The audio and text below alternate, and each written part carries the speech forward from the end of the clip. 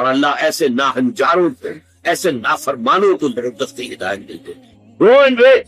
یہ ہے وہ محبت. یا ایھا الذین آمنوا ان من ازواجکم واولادکم عدوا لکم فاحذروا.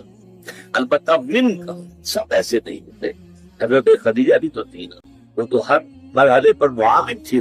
بیویاں ایسی بھی ہوتی ہیں، اللہ تعالیٰ عطا فرما دے جس کو فرما دے. اولاد ایسی بھی ہوتی ہے جو والدین کے لیے ایسٹ بن جائے، صدقہ جاریہ بن جائے.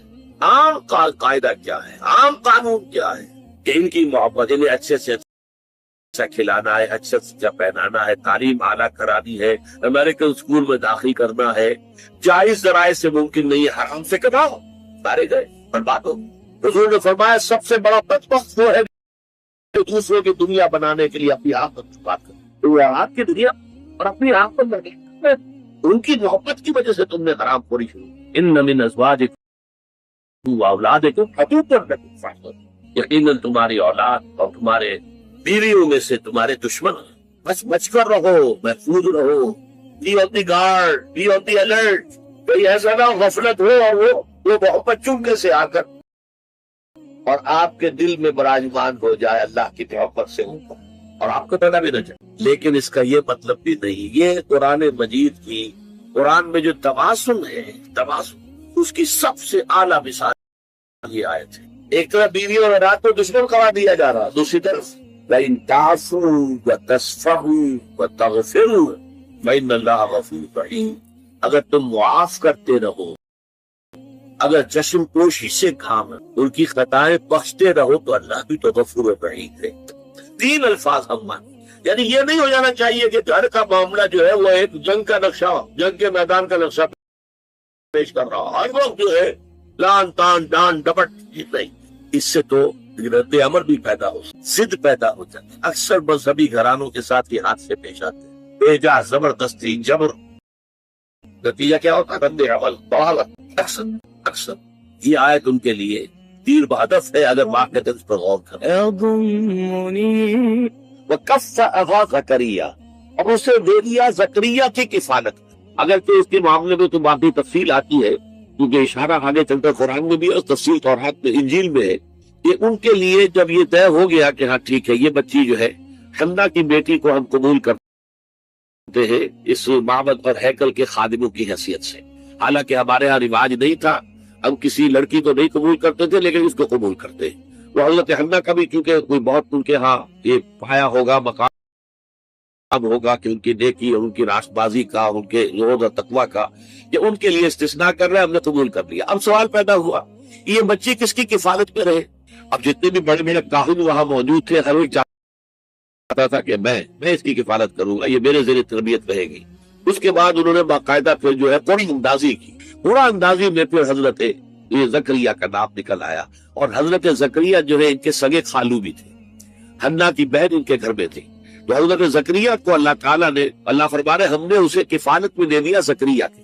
یعنی وہ تفصیل یہاں بیان نہیں کی گئی کہ کس طریقے سے ہوا ہے، وہ چونکہ قرآن اندازی کے ذریعے سے ہوا ہے. پھر افیکٹ کرتا ہے جس کے نام پر قرآن نکلا کفلھا زکریا. یہ کہ اس لمبی داستان کو مختصر کرتے ہوئے بات ہو رہی ہے. اب گویا کہ حضرت مریم بڑی ہو گئی ہے، سمجھدار ہو گئی ہے، ان میں شعور پیدا ہو چکا ہے، جوان ہے. کلما دخل علیہا زکریا المحراب، حضرت زکریا نے ان کے لیے ایک علیحدہ محراب کہتے ہیں حجرے کو. جیسے کہ بعد آپ نے دیکھا مسجد یہ جو ہے بادشاہی مسجد، اس کے باہر جناب لائبریری بنی ہوئی، یہ سب حجرے تھے کہ کوئی درویش آئے یہاں پر رک جائے، کوئی فقراء آئے وہ یہاں پر قیام کر لے. تو یہ سارے اس طرح کا حجرہ جو ہے وہ حضرت مریم کے لیے ایک علیحدہ سے تعبیر کر دیا گیا ہیکل کے ساتھ. اور اس حجرے کے اندر جب بھی حضرت زکریا جاتے تھے کلما دخل علیہ زکریا المحراب وجد عندها رزقا، وہ دیکھتے تھے کہ مریم کے پاس تو بہت عمدہ کھانے موجود ہیں اور بے موسم کے پھل موجود ہیں. اس میں رزق کی دو کی گئی ہے وضاحتیں. ایک تو ایک رزق سے مراد ہے علم، ذہانت، فطانت، حکمت، معرفت کے موتی. یہ ہے معنوی رزق، اس کو بھی اللہ تعالیٰ نے رزق قرار دیا ہے. ایک یہ کہ واقعتاً جو مادی رزق ہوتا ہے پھل ہے، اور یہ بھی ہو کہ جو موسم ہے کہ ان کا پھل موجود ہے وہاں پر، تو دونوں کا امکان موجود ہے. اس لیے کہ یہ معجزے کی شکل میں بھی ہو سکتی ہے کہ اللہ تعالیٰ بہترین جو ہے پھل ان کو وہاں پر فراہم کرتے ہو، ایک یہ بھی ہے کہ ذہانت، فطانت، علم، معرفت، اس کی چیزیں جو دیکھتے ہوں تو اس سے ان کو حیرت ہوئی. کلما دخل علیہ زکریا المحراب وجد عندها رزقا قال یا مریم انى لك هذا. دونوں نے کہا بہت ہی تعجب انگیز انداز میں، اے مریم یہ چیزیں تمہیں کہاں سے ملتی ہیں؟ قالت هو من عند اللہ. حضرت مریم نے جواب دیا یہ سب اللہ کی طرف سے. ان اللہ یرزق من یشاء بغیر حساب. یقیناً اللہ تعالیٰ دیتا ہے جس کو چاہتا بغیر حساب. جتنی چاہے دولت دے دے، جتنی چاہے ذہانت اور فطانت دے دے، جتنی چاہے نیکی، طبیعت کی نیکی عطا فرماتے، اللہ کی دین ہے. قرآن دعا زکریا ربہ.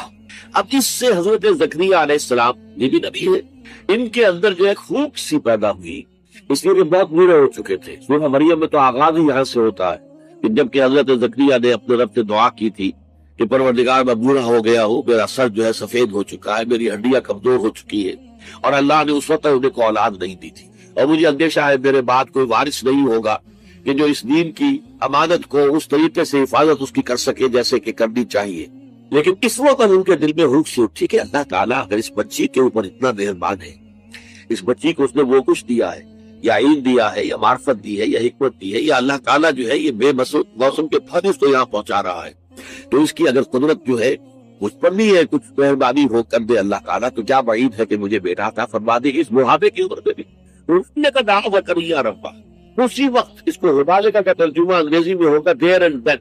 فصدق ایک دعا جو ہے وہ ان کے قلب کی گہرائیوں سے ابھر کر آئی. اپنے رب کو انہوں نے پکارا، رب ہب لی من لدنک ذریۃ طیبہ. پروردگار مجھے بھی خاص اپنے خزانہ فضل سے، خزانہ فیض سے بڑی اچھی نیک صالح اولاد عطا فرما دے. انک سمیع الدعاء، یقیناً تو تمام دعاؤں کا سننے والا ہے. فنادت الملائکۃ وهو قائم یصلی فی المحراب. یہ محراب ہے خاص حضرت زکریا کی، اور پکارا انہیں حضرت زکریا کو فرشتوں نے قائم یصلی فی المحراب، جب کہ وہ نماز میں کھڑے ہوئے تھے اس اپنے محراب میں، اپنے حجرے میں. ان اللہ یبشرک بیحییٰ مصدقا بکلمۃ من اللہ.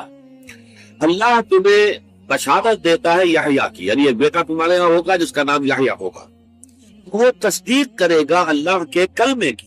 اللہ کے کلمے سے مراد حضرت مسیح علیہ السلام ہے، اس لیے کہ حضرت مسیح علیہ السلام کی وجود میں آنے میں جو باپ کا حصہ ہے وہ اللہ تعالیٰ کے کلمہ کن میں ادا کیا، جیسے کہ کلمہ کن سے حج ہے عدم سے وجود میں آ جاتی ہے. انما امرہ اذا اراد شیئا ان یقول له کن فیکون.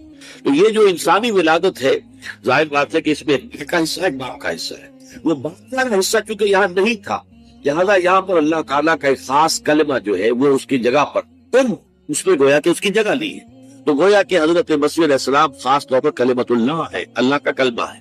تو وہ تصدیق کریں گے اللہ کے کلمے کی. وسیداً، اور وہ بڑے سردار ہوں گے، اونچے رتبے والے ہوں گے. وحسوراً، اور بہت ہی نیک ہوں گے، مجرد رہیں گے دنیاوی لذتوں سے، آسائشوں سے، شہوات سے کوئی سروکار نہیں ہوگا. نبی من الصالحین، اور وہ نبی ہوں گے صالحین میں سے.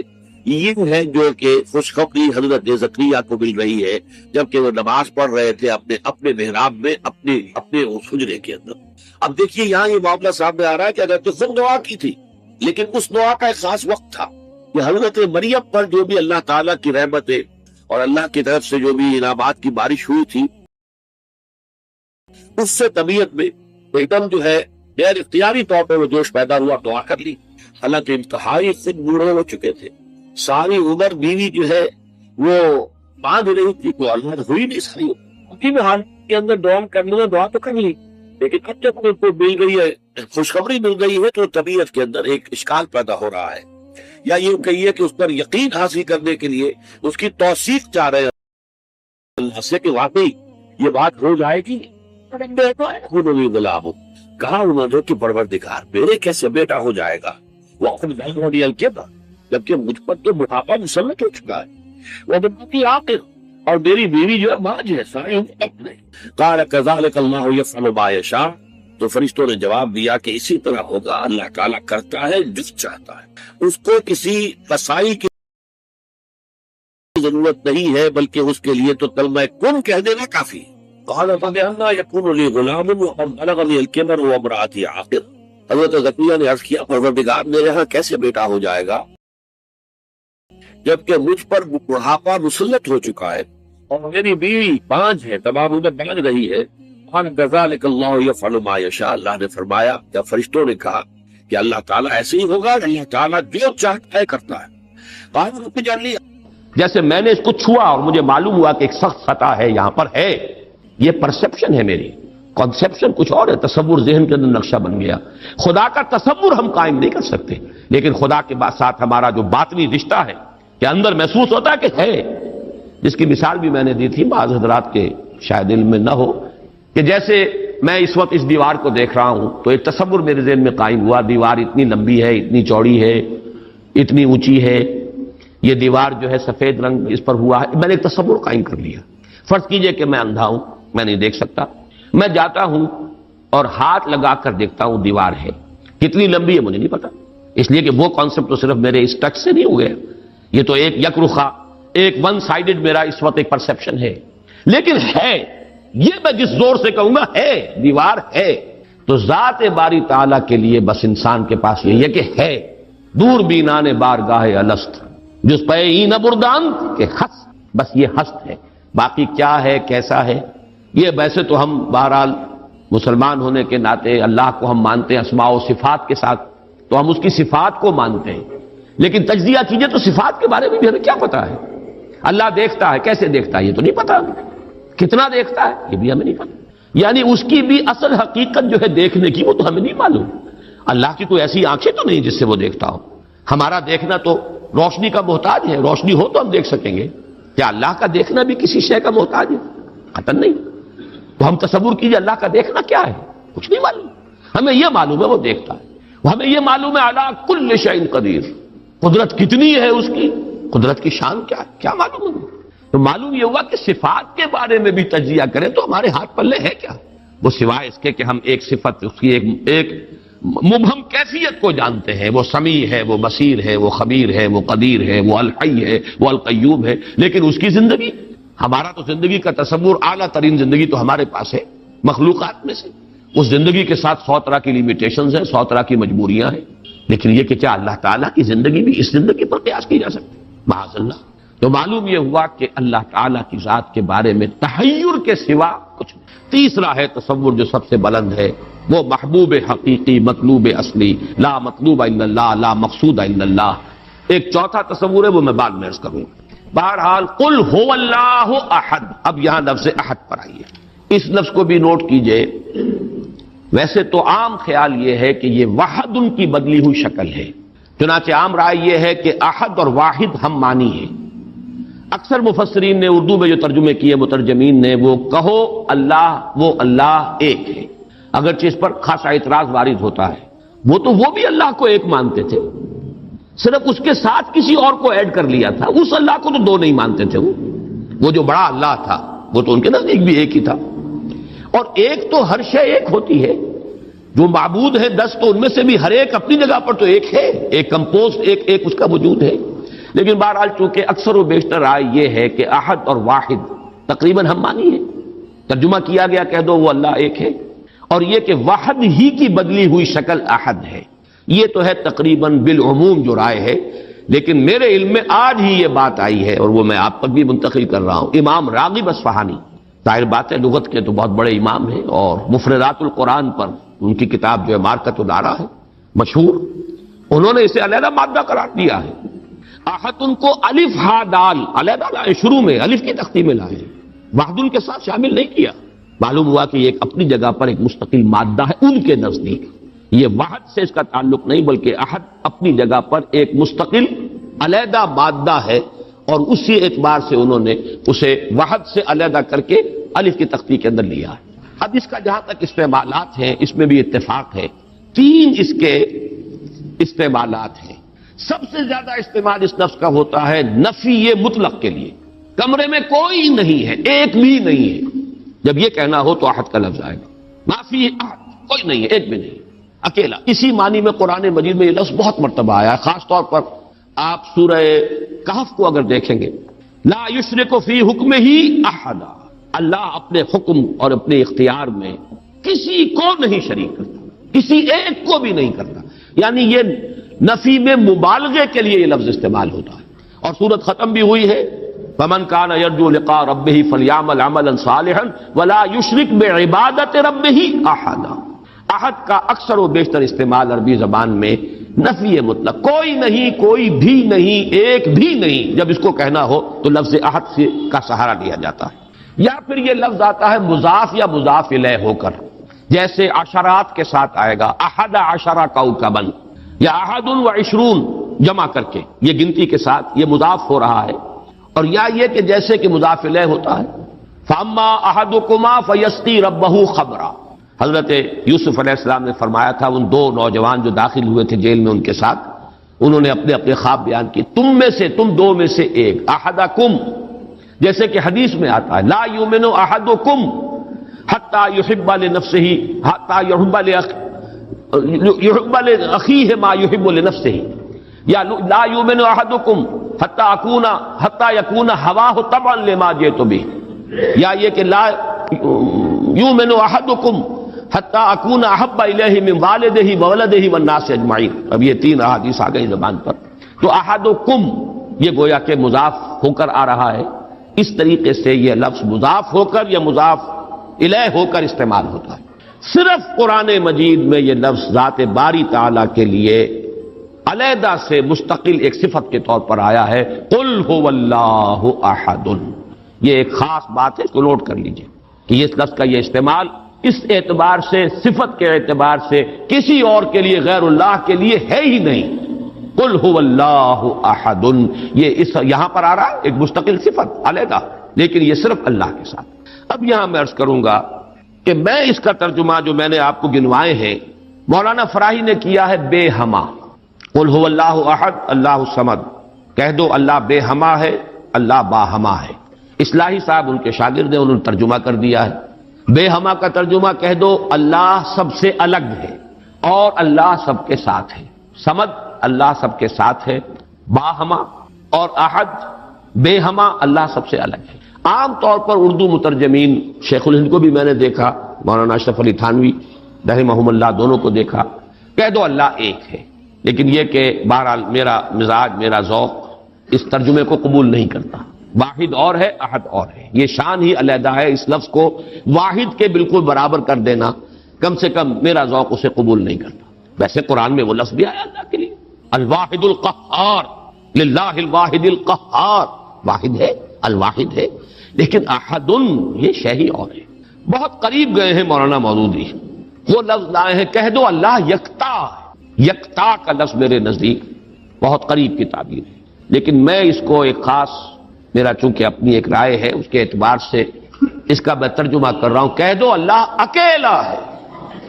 اکیلا وہ ہے جس کے ساتھ کوئی نہیں۔ اکیلا کس اعتبار سے؟ یہ ہے اصل میں وہ نقطہ۔ اللہ ایک تو اس اعتبار سے اکیلا ہے کہ وہ صرف ایک اکیلا واحد معبود ہے اور کوئی معبود اس کے ساتھ نہیں۔ سورہ کافرون کے ساتھ جب آپ جوڑیں گے تو یہ تصور نمایاں ہو کر سامنے آئے گا۔ میرا اللہ وہ اللہ ہے جو اکیلا ہے، اس کے ساتھ کوئی اور الہ نہیں ہے۔ لا الہ الا اللہ، اللہ کے سوا کوئی معبود نہیں۔ یہ در حقیقت مفہوم بنا قل هو اللہ احد۔ بات وہی ہے جو لا الہ الا اللہ میں کہی گئی ہے، لیکن یہ کہ یہاں پہ اسلوب بدل گیا، قل هو اللہ احد، وہ اکیلا ہے، کوئی اس کے ساتھ نہیں۔ لیکن اسی کا ایک انتہائی بلند مقام ہے، مقام وہ خطرناک ہے، عام لوگوں کی ذہن سے ذرا بلند تر، اسی لیے عوام اس کے بارے میں مغالطوں میں مبتلا ہوتے ہیں۔ اور آج کل کا ہمارا ایک بہت بڑا طبقہ چونکہ زیر اثر ہے کچھ ایسے مفکرین کے کہ جن کا ذوق وہ نہیں تھا جو اس سطح کا ہو جو میں ابھی عرض کر رہا ہوں، لہذا وہ اسے شرک سے بھی تعبیر کر بیٹھتے ہیں، اور وہ ہے توحید وجودی۔ وہ اکیلا ہے، اکیلا ایمانی، یہ وجود حقیقی صرف اس کا، یہ توحید وجودی جس کو میں تفصیل سے بیان کر چکا ہوں سورہ حدید میں، هو الاول والآخر والظاہر والباطن، وہی پہلا، وہی آخر، وہی ظاہر، وہی باطن، وہی وہ، اور کوئی ہے ہی نہیں۔ جو نظر آ رہے ہیں حقیقت میں نہیں ہے۔ کل ما فی الکون وہم او خیال او عکوس فی المرایا او ظلال، کل جو کچھ نظر آتا ہے موجودات میں یہ